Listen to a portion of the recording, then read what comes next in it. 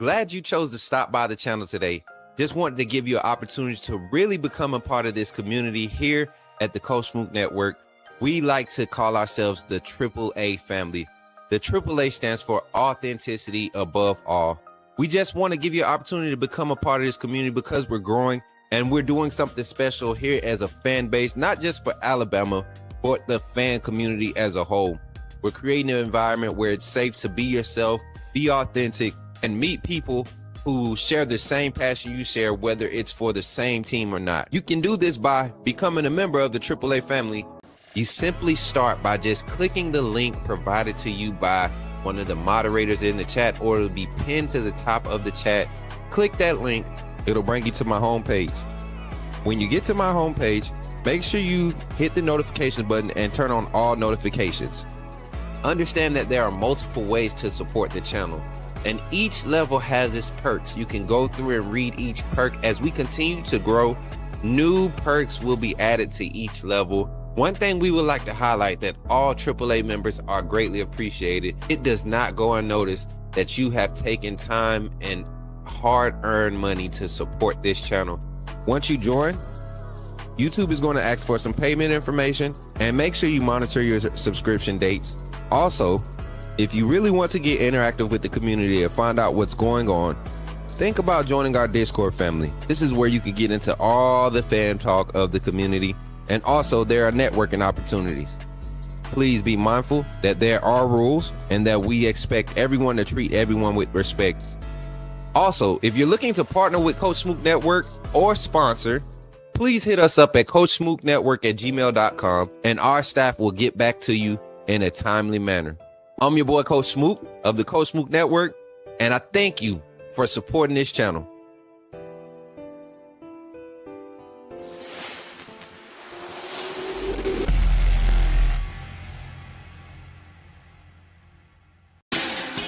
Put me in the game, Coach Smook. Put me in the game, Coach Smook.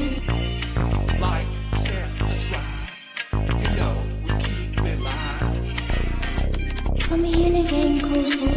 Put me in the game, Coach Smook.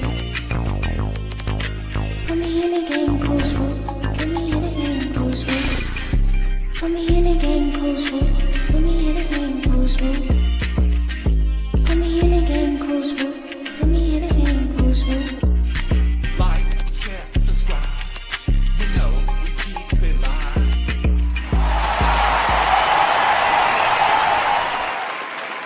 Somebody type it in the chat, say put me in the game, Coach Smook. Let's go. Good morning, everybody. Good morning. Glad to see everybody in the chat. Good to see everybody. I appreciate y'all for tapping in again. It's your boy Coach Smook here for another episode, man. Let me fix my hair. It got crazy, man. It got crazy out here. Y'all, we got some new things that we're featuring on the channel. I just hope y'all appreciate everything that we're trying to do. The reason why we're working so hard, and I first just want to start the show by thanking God for being here another day, man. Thank God for another day. Y'all give it up for Jesus up in the chat, allowing us to see another day, man. And if you don't believe in us who gave you another day, whoever you believe in, just thank them. Be thankful and grateful for another day. Glad to be here with you all to talk some Alabama football, create a conversation, open the phone lines. Hopefully the numbers pick up so we can open the phone lines and y'all can get on this phone and tell me what y'all think. I owe y'all a phone call segment. I know we did one Monday, but I told y'all that we were going to try to do 3 phone call segments, being that we are doing a live watch party this Saturday for the game. I know that phone line is going to be going crazy this weekend after that game. Win, lose, or draw, Bama fans, Georgia fans, college football fans alike, SEC football fans will have a lot to say. So I wanted to go ahead and just open up the door today with our content coverage. We've been we've been reacting to the signing day. Signing day was not a hype thing for us this year. We are so closely connected. We can't wait for spring ball to see the early enrollees and talk to those guys and get our coverage throughout the coming days, our interactions throughout the coming days with the current 2026 signees. As a matter of fact, give it up for the class of 2026 signees that Alabama has secured thus far. Early signing period is not done. We currently have, right now as we speak, we have signees checking in, signing their national letter of intent, ceremonial style, I guess you could say. So that, just a lot of things to celebrate. Then, like I was saying on Twitter, I posted on Twitter. I said Alabama's celebrating. We're going to have a top 3 recruiting class.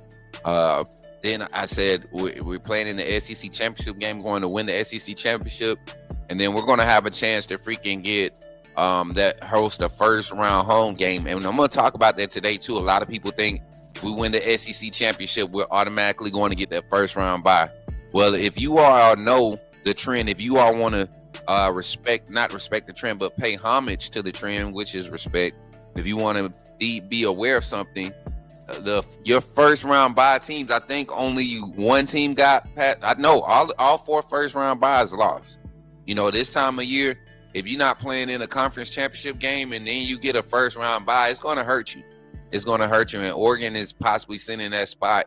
And I hope they're granted that opportunity. And I just hope Georgia, you know, even with the loss to us, they dropped to number 4. And I'll explain how that can work out in this scenario in the college football playoff rankings, as is explained per the ranking and their criteria. But before we get into all that, here at the 10-minute mark, if you're just now getting to this, if you're watching this post live, you want to skip to the conversation, skip to the 15-minute mark. Skip to the 15-minute mark, and you will hear the start of the conversation. But until then, I want to take a chance and opportunity to welcome everybody in on each platform. Shout out to TikTok family going crazy right now with the gifts, man. Appreciate y'all for doing what y'all do. And shout out to the moderators, man, for stepping in yesterday. Mary J pulled double duty. She was finding stats. She was finding the links. She was working the 1s and 2s. And we had a few more people. A lot of you all DM me some links and stuff. And I was like, man, come on, mods, we got to do better. But we did what we could do for us to not have our meeting like we were supposed to. Y'all came together and we did a solid production for yesterday's show. Just wanted to give y'all that. But also your support on each platform has been crazy good. Shout out to Big Homie over there for the 25 pops, man, the 25 coins there. And then Antonio Snell popping off with the 25 live gifted. And now he's popping off with the TikTok gift. So we appreciate you, my boy. Give my boys over there some love, man. My TikTok, my Jason Croson over there tapping the screen, man, and showing love on TikTok. But let's get to the YouTube side, y'all, man. Let's get to it. Let's do our roll call, man. Y'all want the right beat for the roll call today? I don't know what's going on with my order of songs, but this got to get fixed, man. I thought I fixed it yesterday, or maybe I did and didn't fix it back. But let's get into the roll call, man. Let's get it. What y'all talking about in the chat, man? How many we got in the chat today on YouTube? I appreciate y'all. And don't forget to come in, like, share, and subscribe here on the YouTube channel. Y'all want to see something cool that we just got? We just got a new toy, chat. Check this out. Check this out, chat. We got a new promo. They said that boy got a new promo. He don't know how to act. Got new overlays, chat. Let me know what y'all think. Drop your names, drop your where you're watching from in the chat here on the Coach Smook Network. Roll Tide. Dominique coming in with the first comment of the morning. Roll Tide, Dominique. Mary J, you can go ahead and scroll for us. I can't have no applause. Hey, yo, Sully, what's good? Roll Tide in the chat. Good to see you this morning. Dad chasing a bass, my brother. Let's go. Time to get the hush puppies quiet for Saturday. We ready to get them quiet, man. Go ahead and eat. What's up, the Kinesis? The Kinesis. Roll Tide, Kinesis. I see you in the chat over here, man. Appreciate you. Pastor B and the church say amen as we group up on the Georgia Bulldogs. Yeah. What's up, Jordan, my little brother, $1 Million marching band, man himself. Good to see everybody in the chat on YouTube. What's up, the other Jake? I'm gonna open that phone line for you the other day. I know you want to talk, man. I know you want to talk. Antonio over there on TikTok. Walter Roberts. What's good? Welcome in, my brother. Good to see you. Jordan, my boy watching from T-Town. Glock Boy over there on TikTok. What you got to say? Glock Boy said, what do you think the score gonna be Saturday? I'll tell you in a little bit. Brandon, Mississippi is in the building. Big homie Montgomery, Alabama is in the building. That's what I'm talking about, man. What's up, my guy? LTV and I got me nervous. Don't get nervous. Don't get nervous. Ain't no need to get nervous. Ain't no need to get nervous. Tuscumbia is in the building. Let's go. Y'all give it up. Come on, Roll Tide. Appreciate y'all for doing the roll call on today, man. Appreciate y'all for doing roll call with your boy Coach Smook. Let's jump into the show. this morning. We're here at the 12-minute and 30-second mark. Topic of conversation today, man. We're gonna get into it. I'm gonna tell y'all like this. This is where we're gonna have it today. All the negativity, all the scary stuff, put it on the table today. I ain't gonna label it fair weather today. Put it on the table today because I'm gonna give you reasons. I'm gonna give you every reason why to look at this game and be confident. And shout out to my guy Brooks Austin. He came with some raw, no schematics. This ain't got nothing to do with football ideology of why Alabama will win this game and why he will continue to choose Alabama over Georgia, being that he's, grew up a Georgia fan, played at the University of Georgia, right? And I listened to it. That may very well be true, but I'm gonna highlight some other things that we need to pay attention to. Throw the numbers out and pay attention to what's happening on the field. Things may not be executed at a high rate right now for Alabama, but there are some things that can happen if they are executed properly that can really scare UGA and blow them out the water. I'm telling y'all right now, Sandy Springs is in the building, man. We got Sandy Springs. Somebody else is in Sandy Springs too, man. So I forget who it is making a stop in Sandy Springs. Rico gonna be up there where you at, bro? Rico, but here at the 14-minute mark, let's get ready to get into the show, man. Hey, but before we get into the show, we got to give a shout out to our sponsors today. Shout out to Walk-Ons, man, for becoming our new partners and sponsors here on the Coach Smook Network. You can see their little the promo in the little blip right here. We got a little blip on the screen, y'all. You see, y'all ain't even noticing, man. Y'all ain't even noticing what we doing. We doing some big time things. As we continue to get sponsored, things are happening for us, and we're going to continue to grow. So let's get into the show tonight, man. But first, let's pay some bills. Shout out to our sponsors, man. Walk-Ons Sports Bistro. Check them out. When you see me in the streets, holler at me. Say, put me in the game, Coach Smook.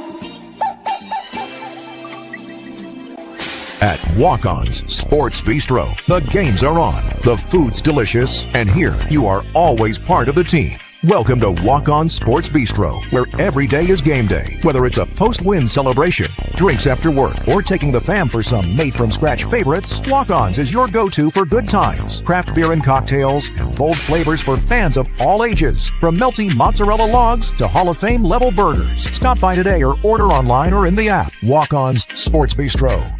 Game on. Put me in a game, Coach Smook. Put me in a game, Coach Smook. Make sure y'all stop at your local Walk-Ons for all your game day love and get some good food, man. I'm gonna tell you, I told you all the second time I went to Walk-Ons was when we were sitting down for this meeting and this opportunity. And I tell you right now, man, it was probably one of the best things that I had in a while as far as bar foods. It doesn't give off Chili's vibes. No hate on Chili's at Applebee's. It doesn't give off those vibes. It doesn't just have the traditional wing flavors like the one here in Montgomery. I can speak for the one here in Montgomery and the one in Tuscaloosa. I have had some quality experiences there. So as we continue to expand and with this partnership, we continue to grow. Hopefully we are able to continue to grow with this franchise. I love food. So it wasn't hard to get me signed on when the opportunity came about. So we're grateful for that. But let's get into the conversation today. The topic of conversations, man, we're going to jump into it. I want to talk about a few things that matter in this game. The true scenario for what the best case scenario, the true best case scenario for Alabama's 2025 season. Just three main keys to us being able to win out for the rest of the season. It's just 3 points that I want to make. And how the selection committee could look at this game, win or lose, how this selection committee could look at it in that sense. We talk about the strength of schedule impact, how that ties into it. All we're going to talk about that when we get there. Now, the conference championship, if Alabama wins, what does that do to the college football playoff rankings? We'll talk about that for about 5-10 minutes, just a quick synopsis of what that feels like. And then after that, I will finally give here Thursday, what's this, December 4th, 2025, I will give my scoring prediction for this weekend's game. Now, I will say, I have only been within 3 points of my scoring predictions twice this season, and I can't remember which games verbatim, but I know for a fact the LSU game, it wasn't, the score prediction wasn't correct, but the possessions, the amount of possessions we won by was correct. So this game for the SEC championship, I'm gonna push myself. I'm gonna really look at the game. I'm thinking about everything that I said, and I came up with a score prediction. Y'all gonna get it at the end of the show. So if y'all ready to get into that conversation, man, somebody type it in the chat. Say, put me in the game, Coach Smook. Put me in the game. Let's do it. You're talking about Jalen Milroe and the Pips? The perfect weak side linebacker, right? Put him next to the mic. Not going to take up a lot of time, but I want to say that I'm excited about what. Okay, forgive me, my brother. What's on your mind?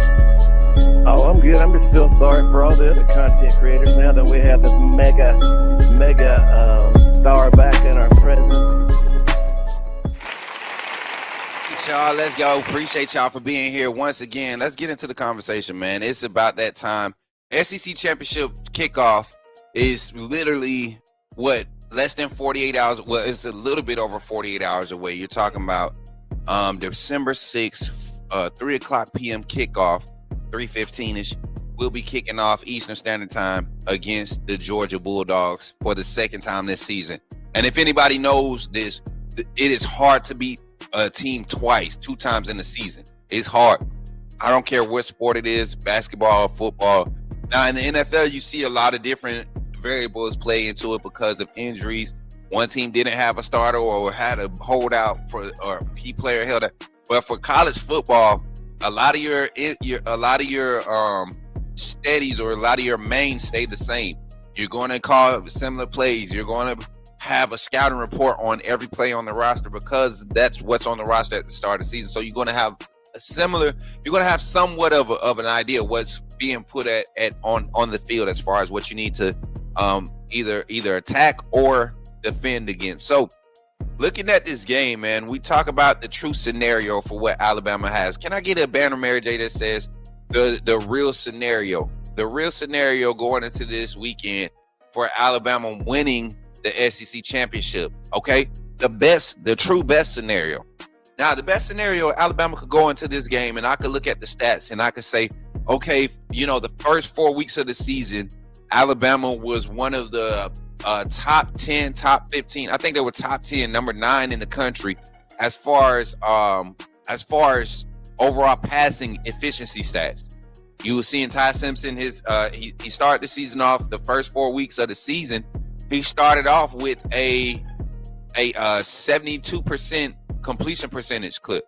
Like and that's not easy to do through 4 games. You're talking about 4 games into the season, and you're looking at this young man. You're like, okay, Heisman numbers, and there were some tough opponents in there where him being able to take care of the ball kept him in that racing, still being able to get over 200-yard passes, not nearly having explosive plays or game-changing plays throughout the stretch.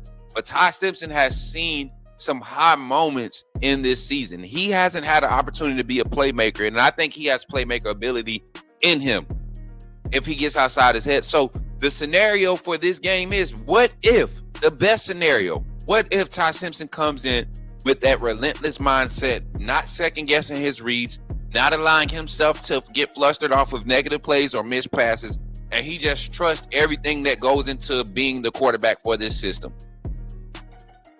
Everybody feared that's what would happen when Ty Simpson started the season the way he did, even against the game against Florida State. A lot of people on the outside looking in looked at opportunities that were there and was like, okay, that's his first start, and he still didn't throw an interception. He still had 240 passing yards, right? Still threw touchdowns. Like, the young man has done what he needs to do to prove that he can manage a game and win it. Now, at this point of the season in the SEC championship, I think Ty Simpson is being called on to step up and make the plays offensively. Defensively, you look at the situation, the defense is performing at a clip. The true best scenario for the defense is to come out and really rattle Gunner Stockton. Games like this, we've seen big-time injuries, big hits cause on quarterbacks cause a narrative or a shift in momentum in the game. And so I look at it now, you look at Gunner Stockton and the way that Georgia is using him in the run game, utilizing the QB run game, it is a very effective system for them. It's allowed them to find balance, not only for the run game between the running backs and the quarterbacks, but the extension of the run game. You see their now screens being a lot more effective. They get their big tight ends and their big wide receivers that have some nice size frames on them. They get them out of space, and they're able to block smarter frame guys, smaller DBs, because of the effectiveness of Gunnar Stockton in the run game. But in this game, you're dealing with a linebacker core that's really flying around and being efficient and tackling in open field. And if you look at some of the big hits from the last few games, they haven't come from the linebacker core or the D-line. They come from the secondary. Bray Hubbard, Dijon Lee, Keon Sabb, Red Morgan. Xavier Brown even got active last game against Auburn. So this is a team that's learning. They've embraced the physicality standpoint, and we'll talk about losing LT Overton in this game too. But best case scenario with Keon Keeley, even with Keon Keeley, we know what type of freakish athlete he is. Having to come in and fill that role, and then you could probably see a boost in Yanzi Pierre's reps on that side, being able to have that frame to play that bandit position. It's going to be a lot of things to look at for, and the best case scenario is that everything comes together for the first time this season, for the first game this year. For Alabama, everything comes together and fits on both sides of the ball. And if you see that against a Georgia team that's been performing, playing their best football, we haven't seen our best football yet. And it's our B plus A minus game was able to handle Georgia in Athens. If we play an A plus game in Mercedes-Benz Stadium, I don't think Georgia has a chance. Even with their improvements, even with their growth at the offensive line, in the run game, at the quarterback position, in the passing game. Just as much as Georgia has grown in some of their weakness, I think Alabama has grown in their weaknesses too. I think where everybody wants to kind of point their flashlight on and put their magnifying glass on is the inconsistencies in the pass game. And when you do that, you can really narrow your view of what Alabama truly is, because at any point in time, I believe Daniel Hill, Kevin Riley, A.K. Deere will break a big-time run against you. At any time, Ryan Williams will make a spectacular catch and take one to the house. At any time, Jeremy Bernard will make a crazy move after a catch and break one. Josh Cuevas, who's injured, he's creating opportunities for young Caleb Edwards, who's shown his big play, big catch making ability, right? And then you still got Lacier Brooks, who's been missed on 2 deep balls this season. That if you connect on those, teams are not allowing you to throw the deep ball. You're not able to get pressure because you need to drop 8. You need to make sure you're not getting beat over the top. But we got to hit those big passes, and I think this is the game Ty Simpson wakes up and does it. Let me jump in the comments real quick before we go to our next point. Shout out to the 33 in the chat on YouTube. We got 13 likes on the stream. I'm gonna need y'all to check out this little banner right here. It says like, comment, share, and subscribe. If you haven't liked the stream yet, please go like the stream on YouTube. If you haven't tapped the screen on TikTok, please tap the screen. Continue to tap the screen. If you're on Facebook, drop some type of reaction on the screen or a comment. Let me know that you're there. And I'm gonna jump in the comments over here on YouTube before we go to TikTok and then the other platforms and see what exactly everybody's saying in the chat and what y'all think about our best case scenario. Best case scenario, we come in with those things that I said, not those not key points, those just the best case scenario. If it finally fits against Georgia this Saturday, the best case scenario, it all comes together. Quarterbacks on point, O-line's not missing assignments. If it all comes together, I think this is a 3-4 possession game. I think this game is handled decisively and it's over by the third quarter just because of the explosiveness of what we have hindered ourselves from experiencing on a consistent basis with this Alabama squad. And there comes a point in time in the season when you're dealing with competitive athletes at the highest level of collegiate sports, at this level in the SEC. There comes a time when guys just tend to wake up. They find stride in the middle of a game. This is just one rep. Something happens. Something clicks. And we've been seeing it for different players on the team. I would love to see this thing come together as a whole for the whole squad and watch it come together. Let's get in the comments. I think we'll be okay there. Sick because LT isn't playing. Oh my God, we'll be fine. Get that catfish. What? At your fillet. What is that? Hey, yo, Sully, I use this to live right there by Rays on the river. Okay. Y'all talking about where y'all. What's up, big homie? Everybody in the chat. Are y'all talking about what we talking about? I'm trying to find one of them. You paid up already? Where Darius? Where Darius paid up at? Let me see. Darius, you ain't paid up. Where you paid up at, Darius? Where you paid up, Darius? I don't see it. I don't see it. We ain't got no notifications. He capping line. He capping line. He capping line. Darius, I want to see it. Somebody get him, mods. He didn't pay up. I told y'all, be vigilant. The devil dog is sneaky. He ain't paid up. Get him out of here. Mute him. The whole live. I don't even want to hear it because he should have paid up. You can still get them gifted subs. If you get them gifted subs in before we end the live, you'll have something to say then. But I need my mods active right now. Appreciate y'all mods for being on top of that. Ain't no today payday. You should have been paid. This been 3 months now. Come on. Don't make me do it to you. Y'all, we gotta do something real quick before we go to the next segment. Let's jump over to TikTok and see what they talking about over there on TikTok. Wish we could have gotten Thompson versus Central rather than Opelika. That game wasn't close. Yeah, that was ugly. Georgia tough though ain't gonna be an easy one. Glock boy, you think so?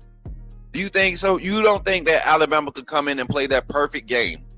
And I'm talking to my guy Glock boy on TikTok. You don't think that Alabama could come in and play a perfect game and blow Georgia? I think Alabama's perfect game is Georgia's real kryptonite. And I'm just being honest. I think Alabama's perfect game is what Georgia fans fear. If Alabama was to have an inkling of a perfect game, they win by 15. They win by 17.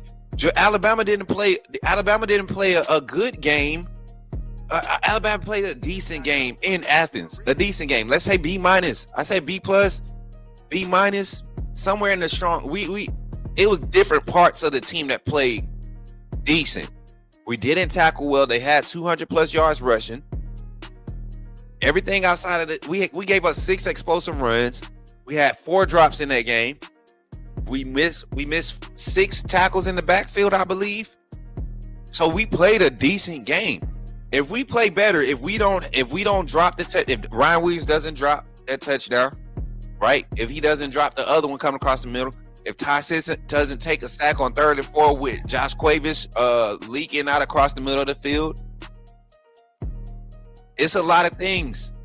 Georgia fans can say the same thing, but even if you add those up, man, we still win by 3 possessions. If your guy, the freshman, catches that touchdown, you got to remember we would have still been up by 7 points because Ryan Williams dropped the touchdown before that. So I think we in a good spot, man. If we execute at a higher level, we're going to be good, man. Jason Croson says Xavier Correll 5-star Jackson, Alabama 2026 running back B plus grade. What? We not even talking recruiting right now, but hey, bro, I'm gonna need you to go hide under a rock somewhere. He on TikTok with that noise. He ain't gonna come in that YouTube chat and say that. I'm telling you that. Boy, you get crucified for that one, bro. You lucky. Hey, he tripping. He tripping. I hope Bama beats the Clapper by 50. What? Oh, Bevo's bodyguard is back. Oh Lord.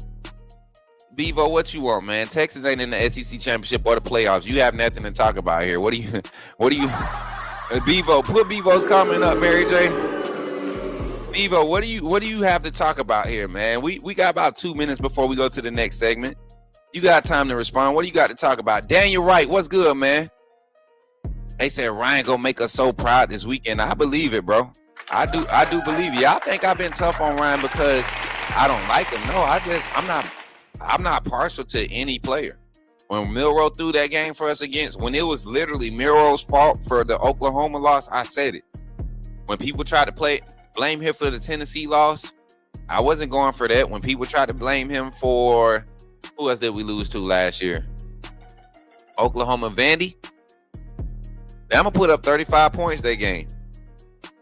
Bama's defense missed 14 tackles or 16 total tackles. 11 of them were in the first half. 6 of them were behind the line of scrimmage. So, yeah. The weather is going to be snow in ATL in all these games. No, not if we hosting at home. It won't be snowing in Tuscaloosa. I don't think so. We still be getting 40s and 50s. And then I would love that game for B during the day, of course. What's up, Cox? Good to see you in the chat. We're going to get a few more comments in. Y'all keep running the comments up. Kirby kicks puppies. Bevo's bodyguard. What are you talking? What does a Texas fan have to say right now? Bevo, you got one more weird comment before we get you up out of here, brother. Not even up out of here. We just gonna mute you. Dan, you're right. Gave the thumbs up. Hey, make sure y'all get a thumbs up on the YouTube side. Hit that thumbs up button on the YouTube side. We're at 18 likes with 37 people in the chat. If you watching live, hit the thumbs up like it. If you're watching post live, don't forget to hit the thumbs up before you leave. All right, next topic of conversation before we get into it, and we're gonna switch the beat up for y'all. I know y'all like when we switch up the tunes, man.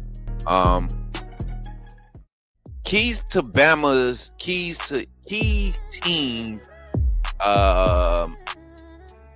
team needs for Bama to win this game. That's what I said. The keys to the win, the key team needs. Now, I say this: losing LT Overton this close to the game, right? With the type of surge that we've been seeing from our defensive line, yes, impact. Knowing what you're getting from him hurts, right? But I am inclined to believe that we have enough assets and enough players that have been thrown into the fire enough times. We remember the first spotting of Keon Keeley earlier this season was when LT Overton had to go down for like 2 series against Missouri.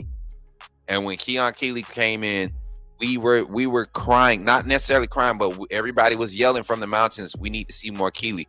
Well, with Overton out for at least, 8 to 10 days from that injury, I think this is the perfect time for Keeley to go out and showcase what he can do. Now, Overton, I'm hearing things that, he's rehabbing, he's working his way back to try and be available. Same thing with Cuevas and Miller. But for this game, I think you have to unleash a guy like Keeley, who's going to be matched up primarily against a young tackle on either side of that offensive line.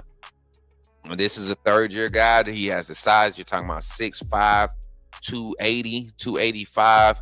Moves more like a true defensive end. Plays that defensive end bandit position. He and Fatua Henry will be counted on a huge amount.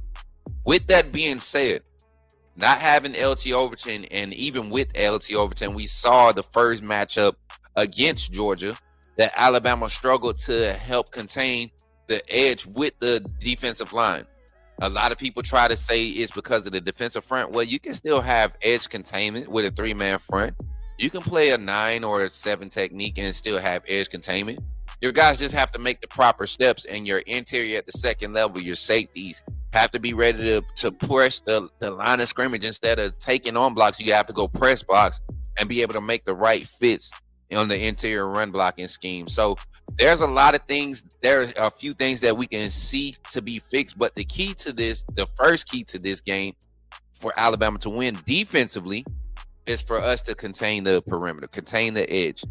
If we can get Yanzi Pierre, Quay Rousseau, Fatua Henry, Keon Keeley, Jordan Renard, James Smith, Bray Hubbard, Nakai Hill Green, Noah Carter, Justin Hill, there will be a huge rotation, a deep rotation of these guys across the front 6-7, right? And I say 6-7 because you always have we tend to keep an overhang unless we get a 4-wide set or something that's split 4-wide. Like, we tend to keep an overhang over in the hugging the tackle box defensively. Usually it's Bray Hubbard or Keon Sabb. We've seen Red Morgan get that opportunity a few times, but when you get those type of opportunities to contain the edge and really make a play be what it's going to be, whether it's a 2-yard or a negative gain, you have to capitalize on that against teams like Georgia. You put Georgia behind the chains on first down, you put them behind, you get them off schedule early and downs. You don't put them in position to where they can decide whether to run or pass on second down. You make them go you trend them into passing because of what you're doing on first down to be disruptive. That can be key number one. That could be effective. And LT Overton not being out there wasn't as effective in the game against Georgia, right? Containing the edge, but we need to see that intensity or the attention to detail on that heightened. Number 2, keys to win for Alabama. We have to take advantage of the run game early. What I truly believe Kirby will crowd the line of scrimmage a lot pre-snap, just this game. I don't care what it looks like. We need to hand the ball off more often than we're dropping back or trying to check out of it and make reads out of what's happening, because just because he's crowding the line of scrimmage doesn't mean he's going to send all 6 of those guys or all 7 of those guys. We've seen him, crowd the line of scrimmage. We've seen him overload and roll coverage from the strength, right? Or roll coverage to the strength of the offense, give you weak snap alignment and show weakness and have a what we call a foot, not a foot stomp, a flag point of where you want to try to force the read, right? And I love when you see when you see defensive coordinators do that. The quarterbacks, even against Ty Simpson, we saw Florida State do it. We saw Florida State do it a few times, and luckily he was just able to not throw interceptions. They were incomplete passes. But I look at this situation and I say that Alabama in the run game has to capitalize. And when I say capitalize in the run game, I think we capitalize by being able to maintain a 3.5 to 4 yard per carry average, running the ball 30 plus times this game. The less that we have Ty to throw the ball in this game, the better for this team. And I think Ty throwing the ball 32 times is well within the grand scheme of the offensive makeup. If we're running anywhere from 62 to 70 plays offensively, that means we're one or two things are happening. We're having drives that are getting extended and we're not scoring, or we're scoring. We're being efficient in our time of possession and how we're scoring. And it could be other things like that. That means that they're getting us on a lot of 3 and outs and they're not scoring. We're seeing a defensive matchup. Just a bunch of 3-5 play drives being back and forth, a bunch of possessions being exchanged. So we want to be on the better end of that by having, those quick possessions, but also scoring and being efficient. And I think you do that by getting your due in the run game. Georgia has been susceptible to explosive runs. The difference between Georgia and us is Georgia doesn't miss very many tackles behind the line of scrimmage. So they don't give teams opportunities to hand the ball off and create explosives many times. They do a great job in containing yards on the first down, averaging 3.2 yards per first down a game this season.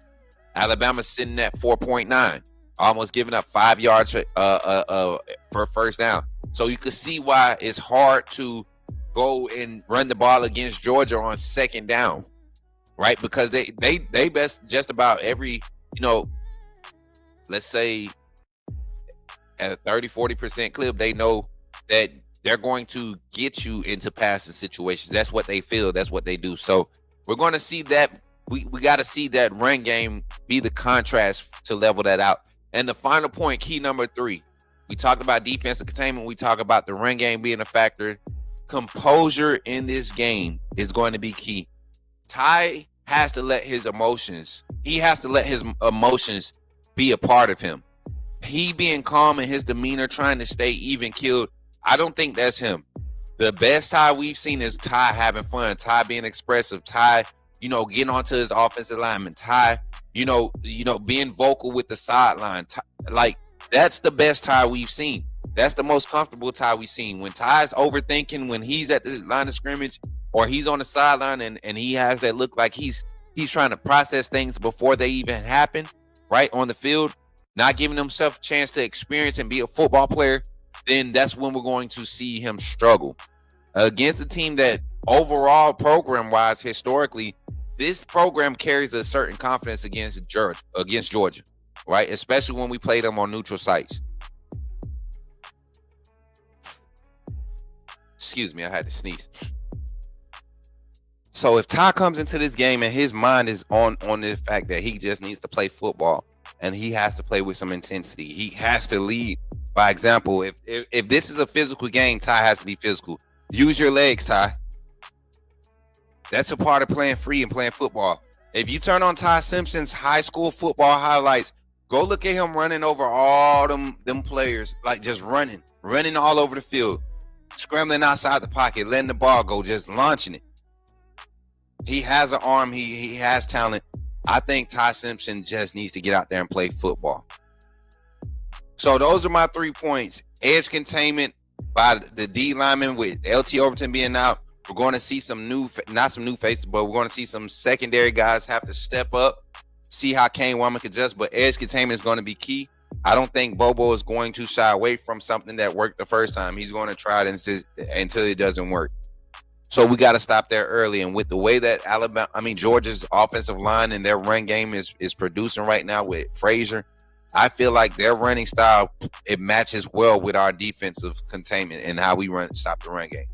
Just got to contain the edge. Number 2, offensively, the run game has to get started early for Alabama. And then we're talking about an explosive run game for Alabama or a consistent, effective, impactful run game from Alabama has to be a 4.5 yard clip.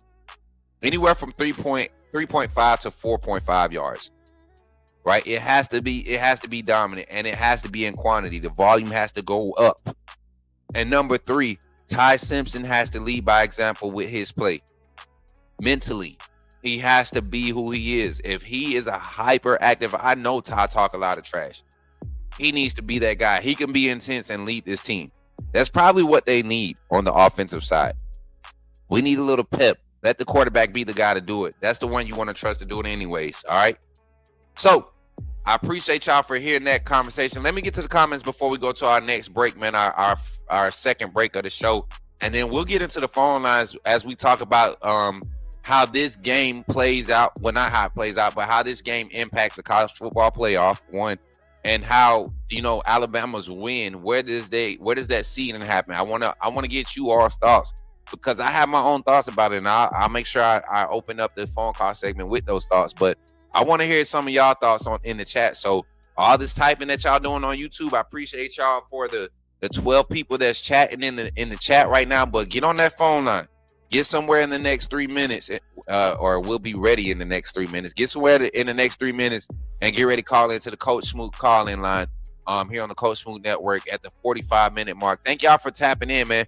Let's get into the comments, though. Defense is definitely playing way better since week 4. They gave our offense opportunities to get going if we are struggling. Facts, Jonathan, 100%. I give you credit for that one, man. I give you credit for that one, because the defense has really been the only consistent of this team since week 2, since week 3. Honestly, we came out against ULM, shut out. We could have shut Auburn out. 2 slips give them big plays. 2 slips, like literally on the field, players slipping up, give them big plays and give them momentum. We had the momentum in the game. Ryan should get at least 5 to 6 targets this game. If the opportunities present themselves, he should. I don't see them giving him a lot of one-on-one opportunities, though. I don't think anybody in the country is going to give.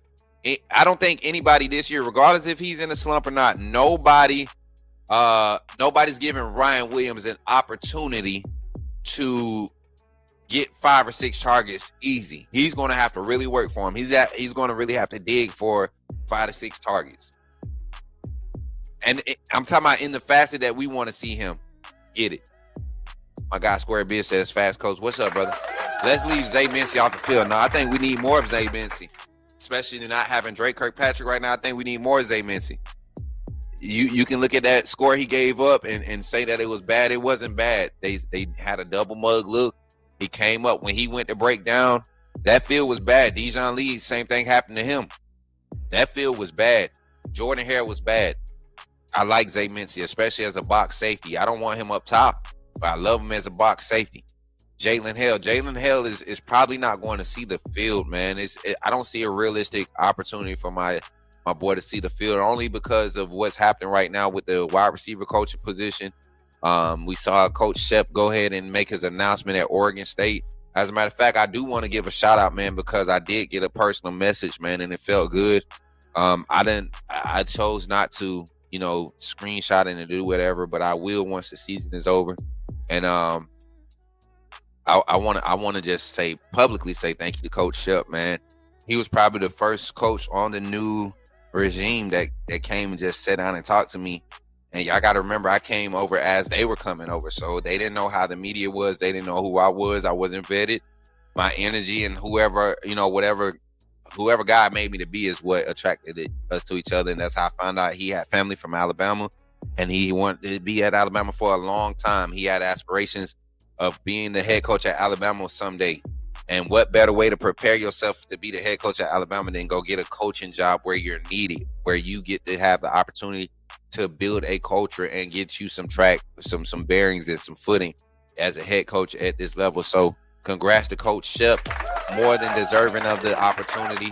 And I know he's going to have a great time out there in the at Oregon State doing what he does for that program, man. It was sad to see him go. Him and Coach, I call him Coach Hodges because he does have coaching experience, but Aaron Hodges, man, and all the staffers that's going with him, man. He's going to put together a solid staff, and they're going to have a good time, a good run over there at Oregon State. I don't see it lasting long, though. I will be honest. I will say this. I don't see him staying at Oregon State for more than 4 years. And I'm not saying because of lack of success, but I think there will be a more lucrative opportunity that's more ideal for him and his style of coaching in the SEC soon, in the next 3 to 4 years. I guarantee it. So shout out to the 42 in the chat, man. We got 42 in the chat on YouTube. Only 23 likes, man. I need y'all to get at least 2 more likes. We need to hit our like goal, man. I appreciate y'all for sticking around and watching the show. I didn't know so many people watch your boy, for real, man. We literally peaked at 186 viewers, total live views the other day before I had checked it. 186 different people came through. I need y'all to come through and hit that like button, though. Hit that like button when you come through. Don't just scroll and look and hate. Hit the like button or hit the thumbs down button. One of the two. It doesn't matter. I'm good with either or. Just react. Yeah, both of them. I'm good with both of them. So let's go to our little commercial break here at the 50-minute mark. And when we come back, we will open the phone lines here on the Coach Smook Network. I remember, y'all, one last thing, man. Don't forget our merch. Make sure you're checking out our merch. We didn't have any merch sales the month of November, but October, I seen a few of our family members post. Purchase. Let's get back on the merch sales, y'all. Let's get back on the merch sales. It's hoodie time. Plenty of hoodies, plenty of things to look at in the merch store. As a matter of fact, when we come back, we'll do that and then open the phone line. So think about becoming a member of the AAA family. And for the month of December, starting December 5th, tomorrow, you will have a discount on our merch at the Coach Smook Network. Check it out. Become a member. Glad you chose to stop by the channel today. Just wanted to give you an opportunity to really become a part of this community here at the Coach Smook Network. We like to call ourselves the AAA family. The AAA stands for authenticity above all. We just want to give you an opportunity to become a part of this community because we're growing and we're doing something special here as a fan base, not just for Alabama, but the fan community as a whole. We're creating an environment where it's safe to be yourself, be authentic, and meet people who share the same passion you share, whether it's for the same team or not. You can do this by becoming a member of the AAA family. You simply start by just clicking the link provided to you by one of the moderators in the chat, or it'll be pinned to the top of the chat. Click that link. It'll bring you to my homepage. When you get to my homepage, make sure you hit the notification button and turn on all notifications. Understand that there are multiple ways to support the channel, and each level has its perks. You can go through and read each perk. As we continue to grow, new perks will be added to each level. One thing we would like to highlight that all AAA members are greatly appreciated. It does not go unnoticed that you have taken time and hard-earned money to support this channel. Once you join, YouTube is going to ask for some payment information, and make sure you monitor your subscription dates. Also, if you really want to get interactive with the community and find out what's going on, think about joining our Discord family. This is where you can get into all the fan talk of the community, and also there are networking opportunities. Please be mindful that there are rules and that we expect everyone to treat everyone with respect. Also, if you're looking to partner with Coach Smook Network or sponsor, please hit us up at coachsmooknetwork@gmail.com, and our staff will get back to you in a timely manner. I'm your boy, Coach Smook of the Coach Smook Network, and I thank you for supporting this channel.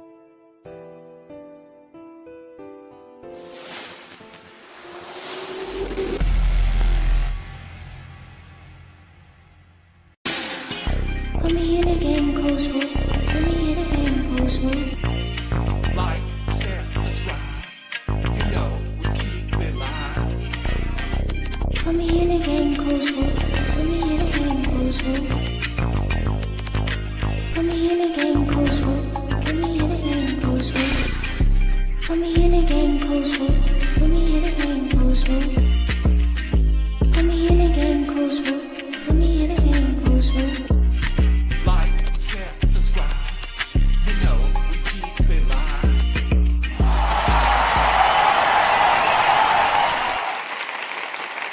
so horrible, chat. I'm so horrible. What did I say we was gonna do when we came back? I was supposed to do something before we open the phone lines. I forgot. Phone line is open 334-625-1120. I forgot, chat. I'm so serious. I'm so horrible. I forgot what I was doing. I get to doing extra stuff in the background. I made this little background literally while we was in the break. So yeah, that's what happened. 334-625-1121. The phone line is open. Now, while we're in the conversation, get ready to have the conversation. I want to talk about what this game does for either team with the win. More so, I'm not going to talk about what it does for Georgia. You know what? Georgia, man. At this point on the show right now, all you UGA fans in my chat, we almost 48 hours away. I can't keep being nice to y'all, man. I've been talking football all week. If you ain't seen the shows, if you ain't seen my content about football breakdowns, giving y'all do, oh well, go back and watch it. Like it, share it, comment on it, do all that stuff. But right now it's Georgia, Bulldogs, puppies, and they mange that they got. I ain't trying to hear none of that bullshit they talking about. Georgia, man, we out here. I'm serious. So, looking at what this game does for Alabama. Oh, we got a phone call. Let's go 314. Let's see who it is. Call from Bama Gump, put me in the game, Coach Smook. Yo, Bama Gump, you in the game with Coach Smook. Talk to me, man. Let's go. Coach Smook, what's going on, man? Man, chilling, man. How you feeling this day?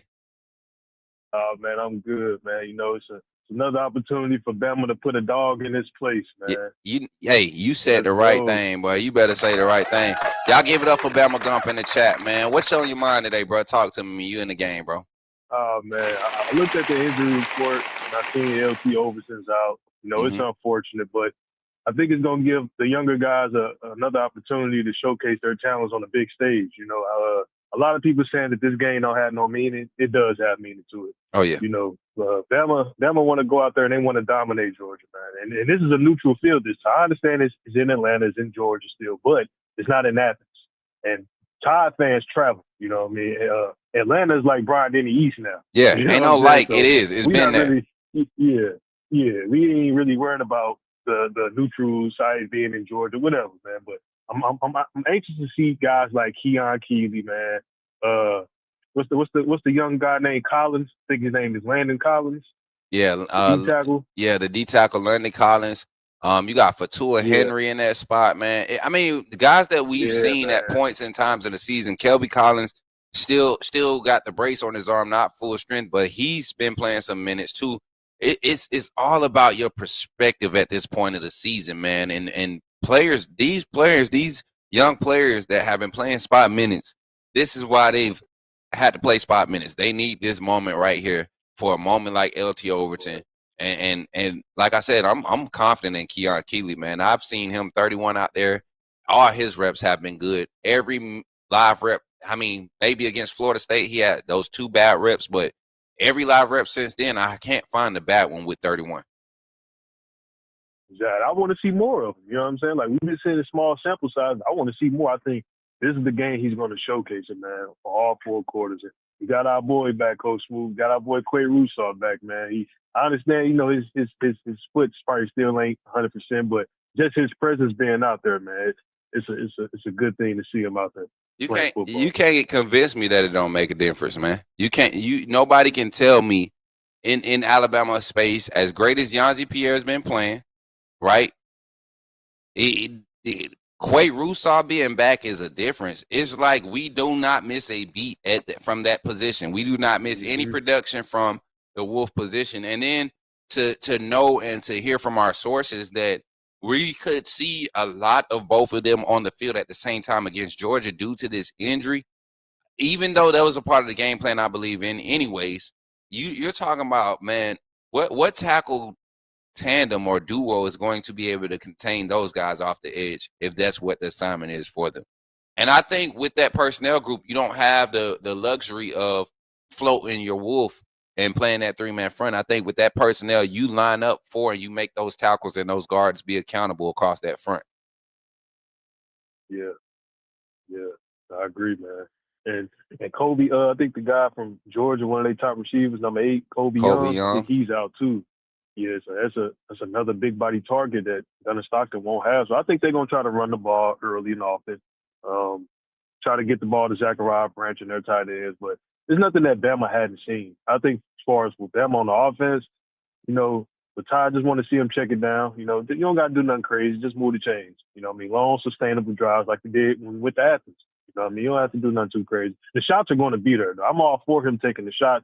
If it's there, take it. If you got the time, see what you like, take it. We need to expose the plays. But if it's not there, it's cool. Just check it down. I'm excited to see AK Deer, too. I think he's going to get some clock. Oh, yeah. Speak about that.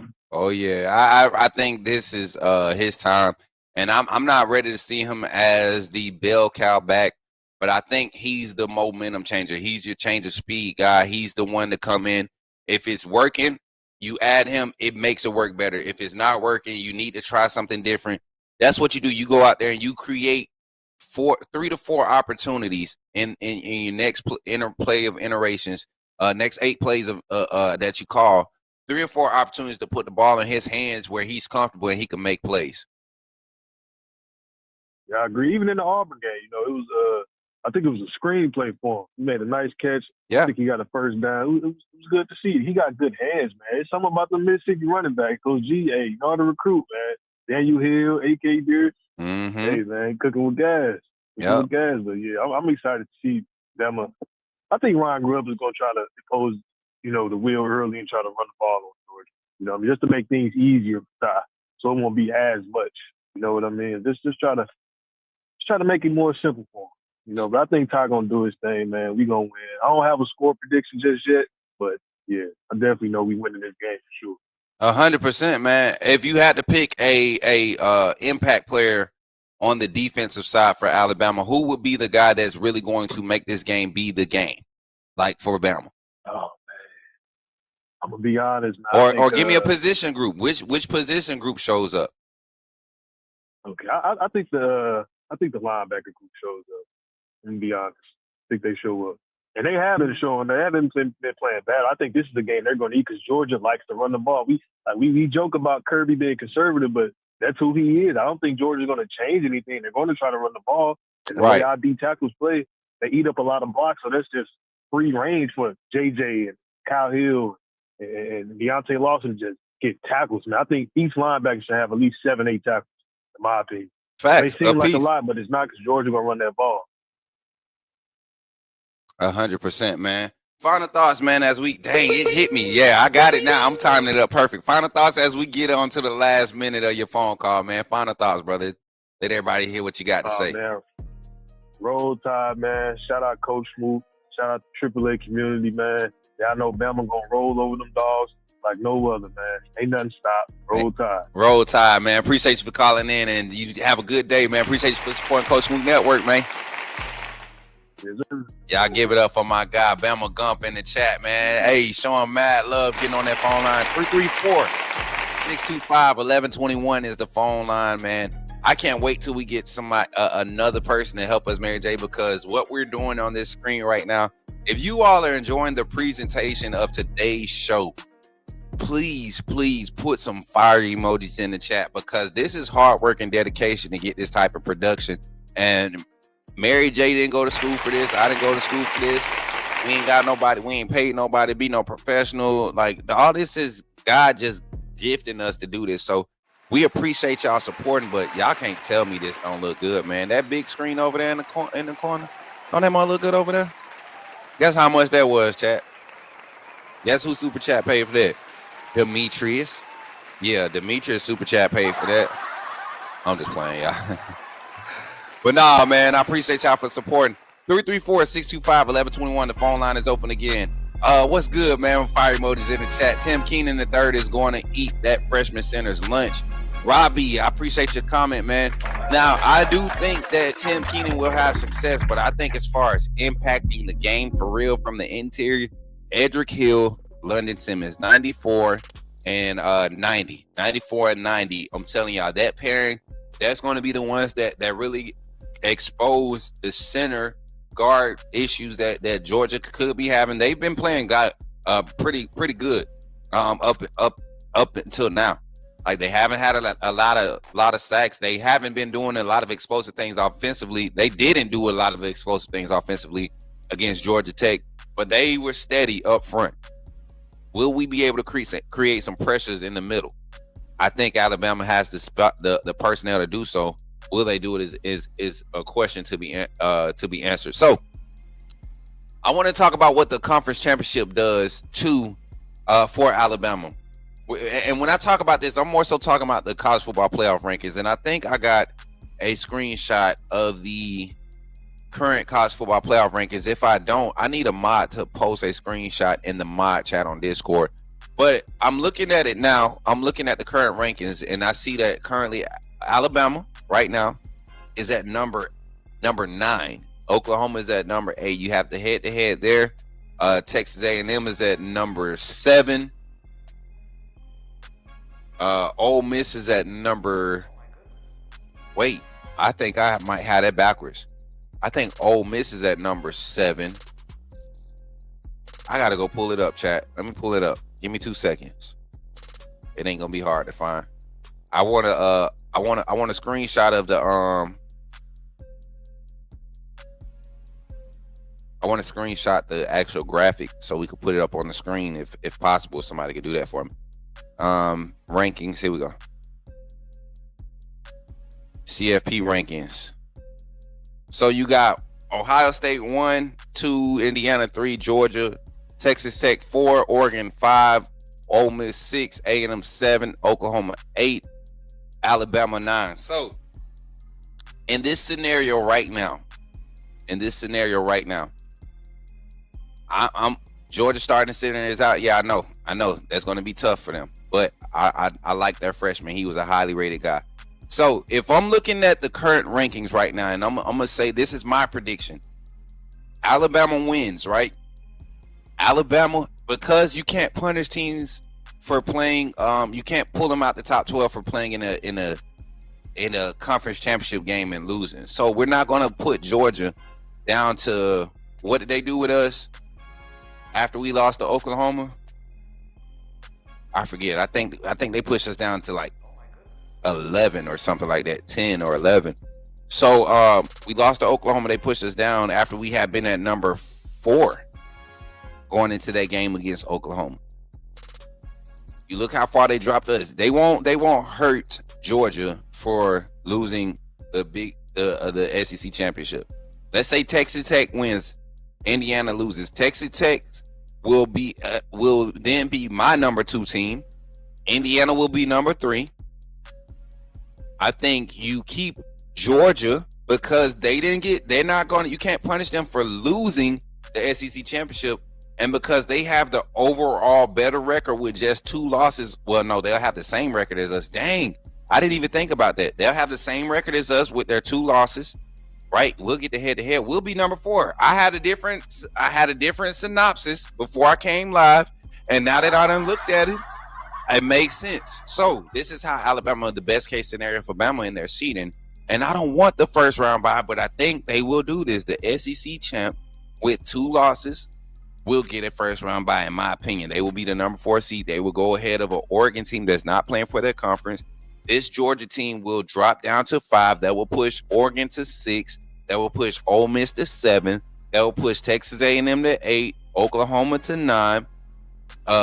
Notre Dame will get pushed out because BYU losing the conference championship does not push them out the top 12. You can't move them. Notre Dame not being able to play a conference championship, they get replaced by your group of 5 conference champ. And then if Virginia is because they're ranked, if Virginia wins at 10-2, that could put them into the top 12. Or no, the 5 highest ranked Power 5. Virginia could win and be in and push Miami out and keep Miami out. So if Virginia wins, they're in to keep Miami out. Texas Tech wins, that puts BYU in because you're not punishing a team for. And this is what the committee said. The committee said they're not going to. Mary J, great job. Oh my God, I'm just not seeing it. Go ahead, Mary J. Look, that's not look good on the screen, y'all. Look at y'all. Okay, I'm sorry. they cannot punish BYU. They said it. They will not punish teams for losing their conference championship game.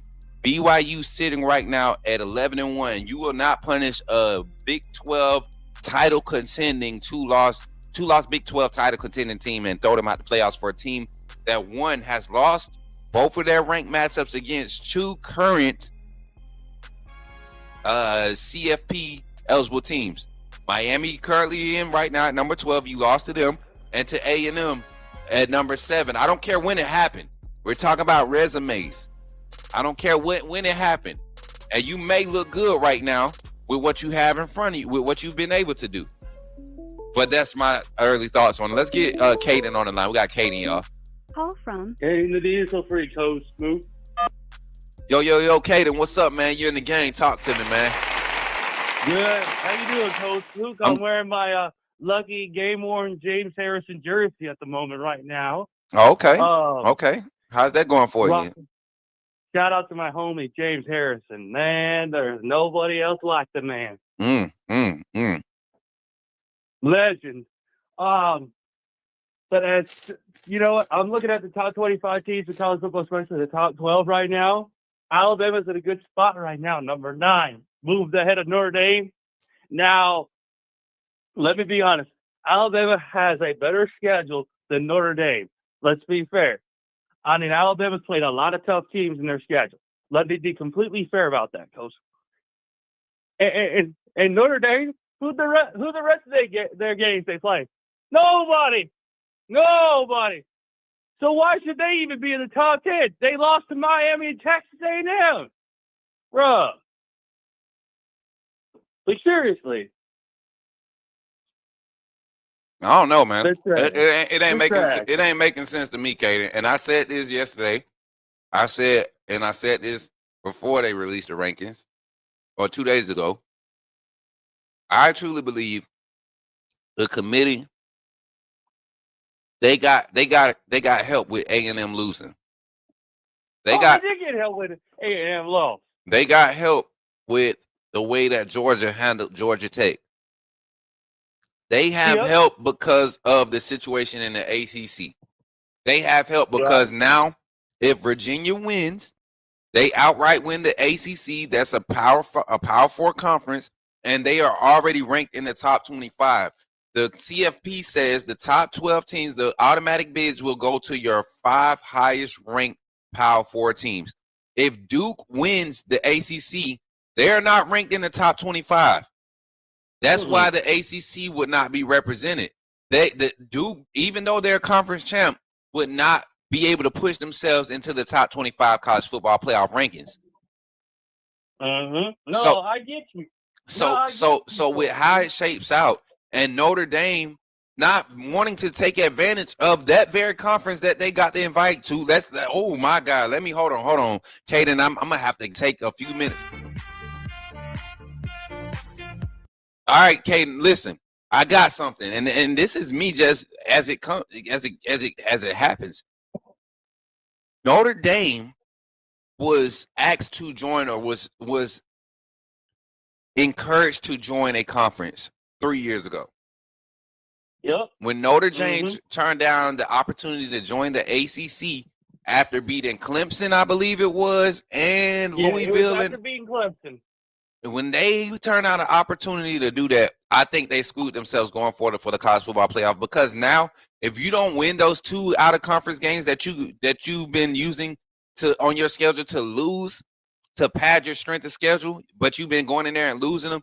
If you don't win those from here going forward, you're not getting in the playoffs. You'll hold that number 12 seed at 10-2, and if a 9-3 ACC champ and the rest of the conference champs are 1-loss teams, and they're in the top 25, and a 9-3 ACC champ at 18 wins their conference, they're going to get in ahead of you. And that group of 14 that's 1 loss. Their 1 loss is to a Power 5 team that they played for a pickup game during the season. So I'm just saying, like, this is a bad look for teams like Ohio State not Ohio State, but Notre Dame, that aren't part of conferences, or they are part of weak conferences and don't put themselves against the better parts of what they have available in the country to play against. No, I get what you need, Coach. Look, and I'll tell you this. Notre Dame are the – now, I don't know if you know any Notre Dame fans, but some of their fan base just cries. And they've been crying about it for the last 9 months since they lost the national championship game to Ohio State. I'm going to be completely fair with you. Notre Dame is undisciplined, or they're poorly, or I don't know if they can't get enough energy in that locker room, or both. But in my opinion, that's an undisciplined locker room right there of young men right there. I don't know if Notre Dame can't get their heads out of their asses or something. But holy cow, their fan bases cry, bitch, complain like they should always be in the college football playoffs when they literally play nobody. I don't brag about it. I know Buckeye fans don't brag about it. Jeez, right. 1 minute, Caden. Go ahead. Go ahead. Wrap it up, brother. You got 1 minute. But I'm going to say this. We're whipping Indiana's ass, bottom line. And Coach Smook, the next time you talk to your buddy Jeffrey, tell him he better give his soul to the Lord because his ass is going to belong to me after Saturday. And that's a damn fact. And Coach Smook, I'll catch you later, sir. Roll, Buckeyes, roll, motherfucker. All right, Caden.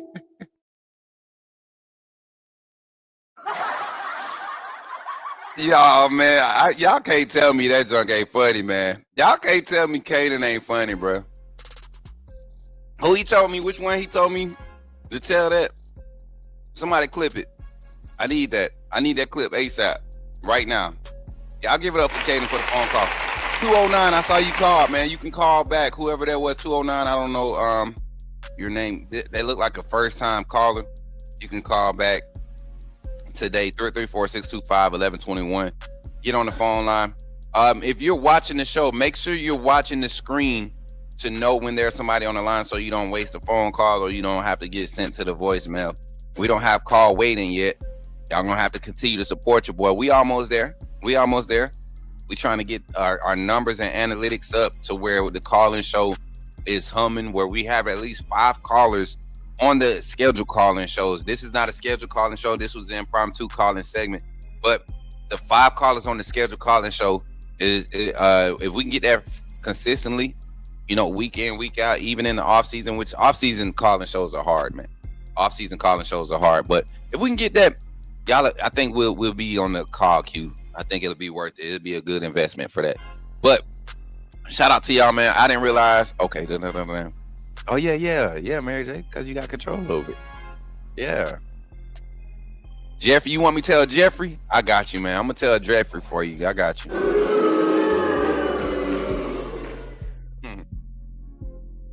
That boy said, tell Jeffrey. That boy a fool, man. Caden, you funny, man. I appreciate you for tapping in and supporting the Coach Smook Network, man.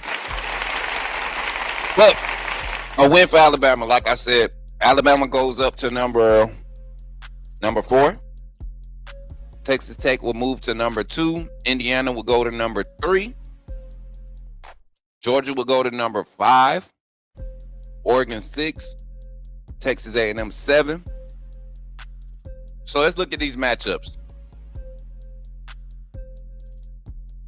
If Alabama was to go to number 4, they'll put them in the bottom left part of this bracket against the number, what seed that is. I can't see those numbers, Mary J.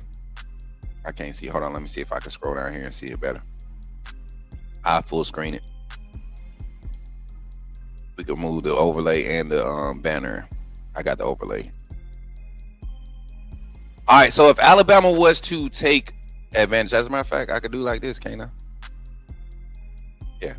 If Alabama was to take advantage of the SEC championship and win, put themselves in position to take that number 4 seed, right? Texas Tech win, they move up to 3. Texas Tech win, they move up to 2. Ohio State stay at 1. Indiana at 3. Alabama at 4. And I think Georgia at 5 will bump everybody down. So that will put Georgia against probably put them in a easy matchup against the Power 4 Group of 4 team. And that's what I'm saying. I would rather be in Georgia's position than be the team with the bye week. Then also that will put Oregon at 6. Oregon at 6 would play Number 11, another group of 5 team, right? Oregon would get that. Ole Miss would go to 7. 7 would play 10. Who is number 9 right now? Alabama. That would push Oklahoma to number 9. Alabama would play with the Virginia win. I think Alabama gets not Alabama, but Oklahoma, Virginia. Right? Oklahoma, Virginia, because Miami's out. That means Notre Dame's out. And then the team that loses out of Texas and Tech, well, BYU. BYU would be the number 9 seed playing against. No, the number 9 seed would go to BYU. I don't know. Let me see. Number 9 seed would go to BYU. Right? The number 9 seed would go to BYU because 11 and 12. So BYU would get number 9. And then, all right, let's do this right. So Alabama, can you write this down for me as I do it? Alabama would be the number. Okay, we go number 1. Ohio State would be number 1. Number 2 would be Texas Tech. Number 3 will be Indiana. Number 4 will be Alabama. Number 5 will be Georgia. Number 6 will be Oregon. Number 7 will be Ole Miss. Number 8 will be Texas A&M. Number 9 will be Oklahoma. Number 10 will be BYU. Number 11 will be, I'm taking Virginia. Number 10 will be Virginia. Number 11 will be BYU. And then number 12 will be North Texas with the win. James Madison would be the one team out. If North Texas wins, they get in the playoffs. If North Texas, Virginia, if Virginia wins, let's say this. If Virginia wins, this is how it should go. If Virginia wins the ACC championship, being that they're ranked number 17, they'll get an automatic bid. They'll be the number 10 seed. Then BYU will be at 11 because they can't move after losing the conference game. That will push Notre Dame out because the group of Power 5 with 11-1, they got a better record and they got a conference championship. That's it. I just did it. I just clipped it. Clip it. I can't go back and re-explain it. I'm going to have to go back and clip it up and chop it up. Don't laugh too hard, chat. Playoff chart courtesy of NCAA.com. Appreciate you. Yeah, make sure we put that so we don't get copyrighted. I don't think we get copyrighted for graphics. But yeah, that's smart. Way to cover our tails, Mary J. Always thinking. Not me. I just be out here shooting, man. I don't even, sometimes I don't even, we just shoot sometimes. But again, appreciate y'all. Phone line, what time is it? Okay, it's time to go. 10:30. We almost on 10:30. Appreciate y'all for tapping in. Let's get to our infomercial break here. Appreciate y'all for calling in. Well, how many callers did we have? I thought I was trying to give time for the new caller to call in. I seen that number pop up before. Let me see.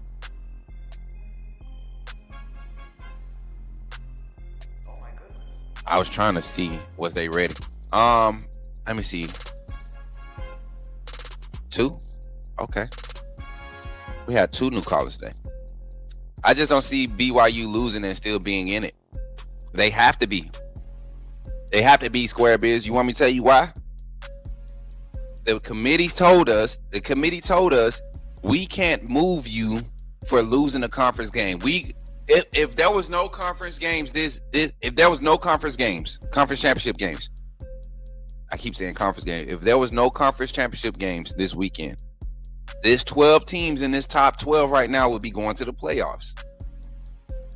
What's helping resumes, and this is where you put yourself in a bubble with talking about conference championship games mattering. What's helping is James Madison and North Texas and Virginia. If they win, because they're currently ranked in the CFP top 25, they're padding their resumes and helping their resumes get them into the college football playoff. But right now, the college football playoff says, and this is how it's helping everybody. For Virginia, as a what is their record? Virginia at 17. They're 10-2. As a conference champ, they throw the same argument. We're ranked 17, but we're 10-2 conference champ. You said automatic bids for the top 4 ranked Power 4 conferences. Conference champs.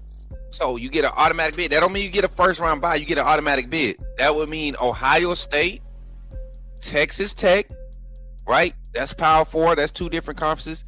Alabama will be your third one. And then who's your fourth one? The Big 12. You got the Big 12 SEC and the Big 10 represented. So your ACC is your next conference. And they are ranked. They're in the top 25 and they're ranked. So you have to move them up, right? With a Virginia win. If Duke wins, the ACC is out. But if Virginia wins, you have to move them up and give them their spot. You don't move them up in rankings. You give them their automatic bid, which puts them behind the team, Oklahoma, which would be your lowest ranked, already in team. You put them behind Oklahoma for their automatic bid at 10. That puts Notre Dame down to 11. BYU, who's at 11, can't move with their loss because they're playing a conference championship. This is how this situation helps them. If they had won it, they switch spots. They push Texas Tech out of the top 4, and they get up in the top 4, right? They go from being out of the top 4, they go to top at least 5, right? They go to at least 5, and then you push Miami down to 12, and then you got your group of 5 a conference champ that you got to get your spot to. So it doesn't work for BYU. Vince Lawbucker. Yo, Mr. Weinbacher. I said it right today. Yeah, Lawbucker. How's it going, Kevin? What's up, Vince? Welcome back to the show, man. Y'all give Vince some love in the chat, man. Show us some love in the chat. Give it up. How you feeling today, man? Good, Coach. Good. Just preparing for Georgia. Preparing for Georgia. Talk to me, man. What's on your mind? I kind of been on this wave of I think if Alabama, and I'm talking best case scenario, if Alabama comes in best case scenario, playing A game, connecting on the deep ball shots, executing the run game, tackling well, containing the edge, the small things that we didn't do in Athens, I think this game could get ugly and we could win by at least 4 possessions. Oh, absolutely, Coach. We can. But LT Overton being out, I'm guessing Keon Keeley's time now. Yeah, with LT Overton being out, you get Keeley. Yeah, no, that's solid. No, I wanted to talk about. I'm not nervous about Georgia's deep throwing the ball deep. I mean, I've been reading a lot of comments, and a lot of Georgia fans are going to say that they're going to try to beat us throwing the ball. But if you watch the history of Georgia playing Alabama,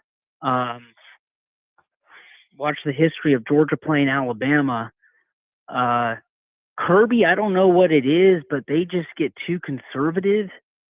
They don't really throw the ball. They try to, I think, play it safe. We can take advantage of that, and we've been showing that we're more of the aggressive one on offense. And I think that's where Glenn Schumann gets hit off guard. And you know what? I had a debate with a Georgia panelist on another show, and I was saying that Kirby's scheme is outdated, but also their mindset and philosophy of how to beat teams that's equally as talented as them. Exactly. I mean, if you think about it, like their problem is when they play Alabama, they're too conservative. This year, I mean, they let us get what, 9? Was it 9 times on Thursday? 9. 9. Was it what? 1? Was it 9? 9 times they let us get what on third downs 9 times. We got 9 third downs. Yeah, I mean, 9 times. and I look at the incompletions on the third downs that we didn't convert or the opportunities we didn't take. It's not that they're not there, man. This is what I need Alabama fans to understand. We play with confidence. Nobody's complaining about play calling. Nobody's complaining about anything. If we play with confidence, there is 1 or 2 times in every other drive where you see Ty just his confidence just takes a dive in the middle of the play, or you will see an offensive lineman's confidence like take a dive in the middle of a play, and it's like we have to be able to fight through that, and we have. And when you've been doing that for like 7, 8 weeks straight, you find yourself in tight games, big games like this, and it's second nature to you, and you're able to execute at that high clip that you know you're supposed to be able to execute at. Right. No, absolutely. And that's the thing where I've been like, I think Georgia is outdated where when they won back-to-back national championships, they were all around. They were really, really, really good. But you know what? I give that to Todd Monken. He helped their offense perform at a good level. But once again, if you think about it, Brock Bowers, Washington, both really good tight ends. Georgia doesn't have, if you think about it, look at in the draft. Georgia doesn't send anybody a big time receiver. They don't send any big time running backs really into the draft. And Alabama sends a lot more big time names. I mean, Jahmyr Gibbs was a transfer, but look, Jahmyr Gibbs, Derrick Henry, you have Amari Cooper, Julio Jones, all these guys, all these good receivers. Georgia, that's the thing. Alabama, when you talked about AK Deer, if he plays this week, they give him a chance. I'm telling you, he is more athletic than the Georgia linebackers. If you send him out on a little flat route, out to the flat, Ty hits him on a little quick flat route out in the flat, he is going to outrun those guys. Not just AK Deer, but Kevin Riley showcased that last game against Georgia. Like we are dinging Jam Miller for playing hurt, right? But we're also not giving Jam Miller for the credit and the things that he has done when he's been somewhat close to healthy. Because a healthy Jam this year, look what he did against Auburn. That was healthy Jam. It sucks that every time he gets back close to 100%, he's had to take some crazy freakish injury. I'm adding 30 more seconds to you. I'm gonna give you your 30 seconds back. But I think Bama fans need to realize this run game is literally one bad tackle away from looking like the old Bama. We've been playing against some great defensive coordinators with some talented defenses. We haven't had the luxury of seeing a Kentucky or a Florida or a Mississippi State defense that was struggling bad early in the season. We didn't get the luxury of seeing Arkansas in week 2. I forgot who they gave up 400 rushing yards to, but week 2, Arkansas, or week 3, something like that. Arkansas gave up a crazy amount of. We didn't get that luxury to pad our stats like that. So I like where we are for what the competition that we've been going against in the run game with Jam Miller, the offensive line, the development, having true freshmen out there rotating 8 guys at one point for a certain amount of time. We have done a great job, and to be in this moment right now, wait until Saturday. I'm like you. I'm a believer like you. I think Saturday is when we go out there, no nonsense. Everybody know what's happening. There's no questions about who needs to step up where, who's going to do what the game plan is, what we can't do. This is that game where you know what's about to happen. Exactly, Coach. Go ahead, 30 seconds, brother. Coach, Coach, remember last SEC championship game, Nick Saban against Kirby Smart? Talk about Jam Miller went off that game. Jam Miller went off in that game. Remember that? Jam Miller went off. You remember the wheel route to Jam Miller from Jalen Milroe? Yep. And just think about it. If Jam Miller, he could maybe do that again, or you could do it with AK Deer or Hill. We can do that. We're going to have to be creative. But you know what? I will give Ryan Grubb one thing. He does get a little bit creative at the right time. Yeah. He has been doing it at the right time. Remember South Carolina? He did that with Jeremy. With Jeremy. Remember the little touchdown that he got? Right. Creative. He got a little bit creative right there. Yeah, So man. Coach, And we're just gonna have to be creative. But if we do that, their linebackers they're not stopping us, Coach. for sure, man. Well, Roll Tide, man. I appreciate you for calling in and also adhering to the timer, man. You did good, bro. You just got the last thing. Appreciate you, man. And Roll Tide, my guy. Roll Tide. Yes, Roll sir. Tide. Yes, sir. Bye. Yeah, hey, y'all give my guy Mick, give him a hand on the in the chat, man. So that was a great phone call. Great phone call, like all the phone calls today. I appreciate each and every one of y'all. But we're gonna go ahead and get out of the phone call segment. We got to get ready for our God dang. We got to get ready for the midweek teleconference. Not the midweek teleconference. This is the SEC championship game media teleconference. This is not going to be streamed live on ESPN or anything. So if you want access to this, to hear it live, become a member of the AAA family and join the Coach Smook Network. Join the Coach Smook Network. Georgia fans, Alabama fans, we got you. I'm gonna tell you right now, this is some interesting stuff. If you were here for last week's against for Auburn, not even that one. We missed the one last week.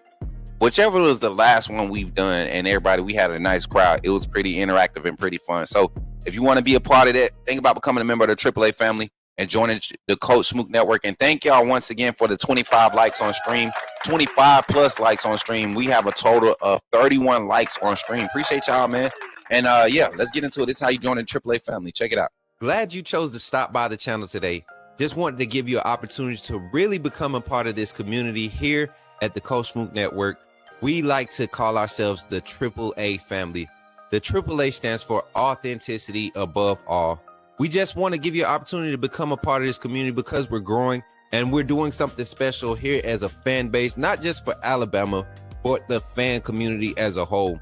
We're creating an environment where it's safe to be yourself, be authentic, and meet people who share the same passion you share, whether it's for the same team or not. You can do this by becoming a member of the AAA family.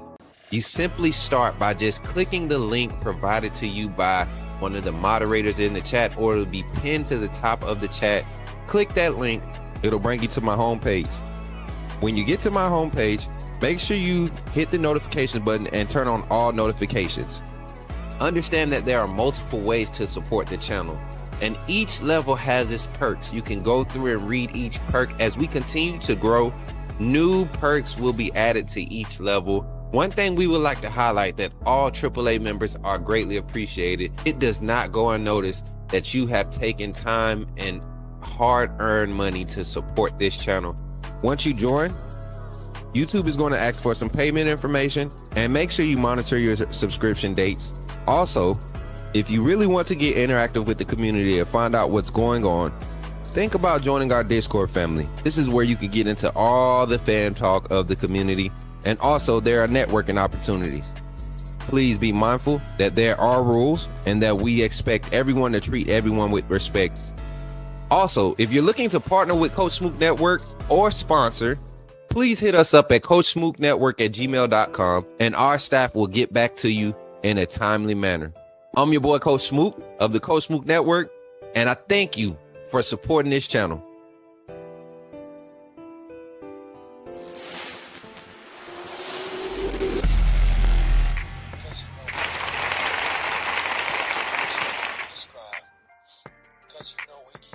Yo, appreciate everybody for tapping in today, man, here on the Coach Smook Network.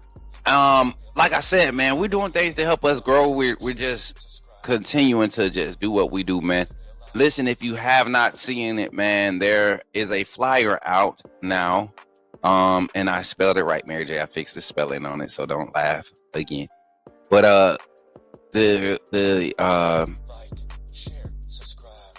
flyer for our live watch party at Walk-Ons this weekend is out now, and I want to share that with you all because you all are my family and you are the reason why this opportunity was even given to me, because without y'all, nobody looks at the channel and be like, hey, this dude got subscribers, he can help us get, some people in there.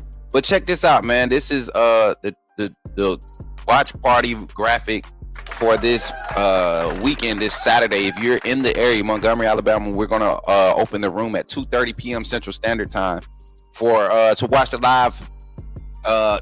game live together. You can come in earlier, get your drinks at the bar if you want to get drinks, order food. But you come in and let them know that you're there for the live watch party, and come in there and have some fun, man. We'll be in Montgomery. Walk-ons in Montgomery, Alabama. You can Google it for the actual address. Pull up, man. If you pull up, if I don't know you, if we've never talked in person and we haven't met in person, you in the chat every day.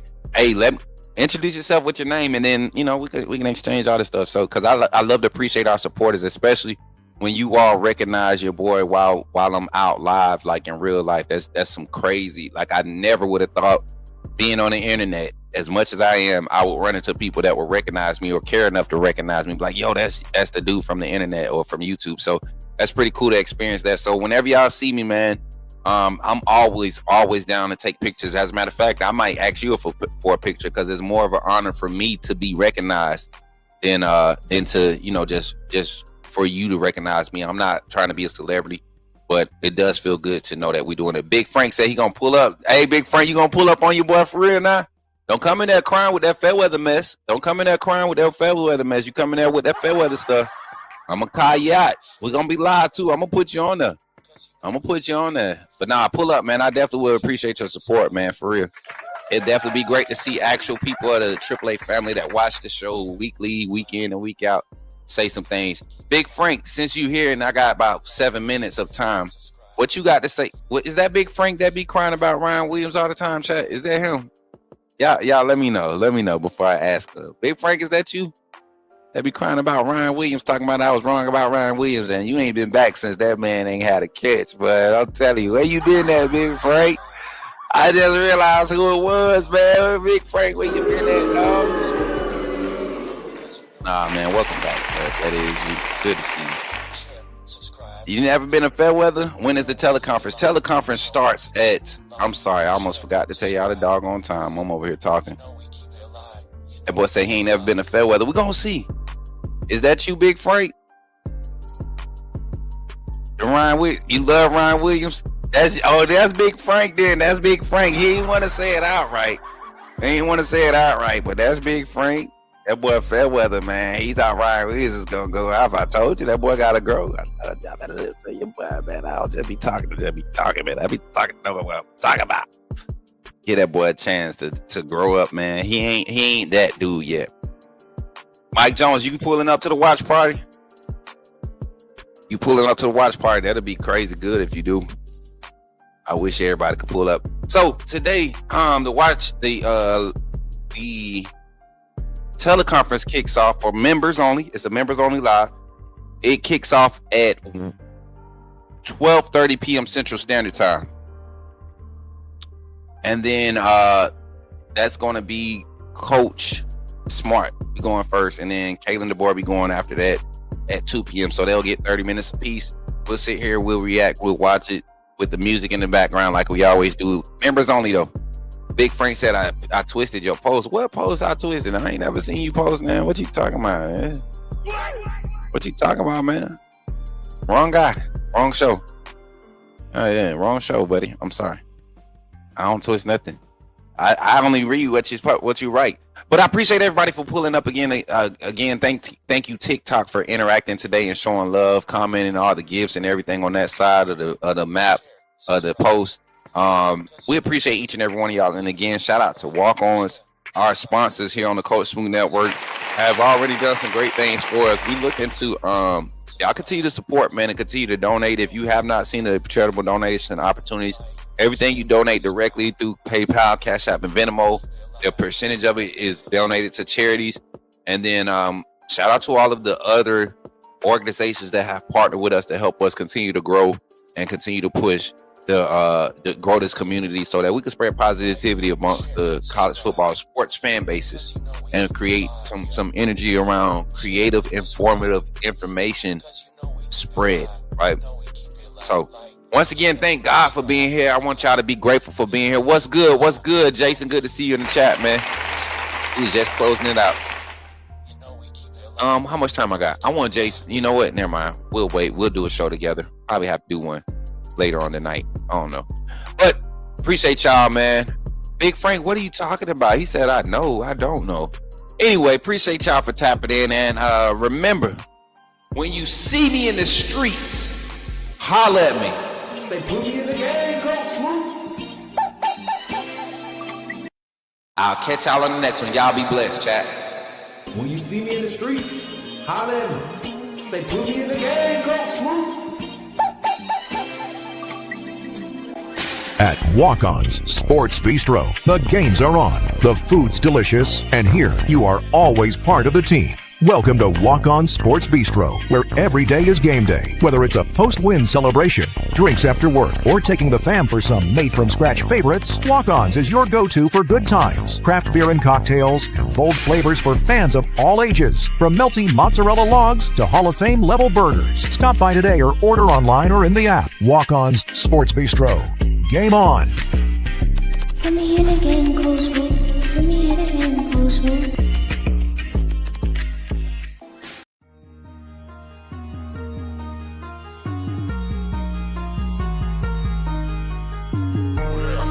Better go subscribe.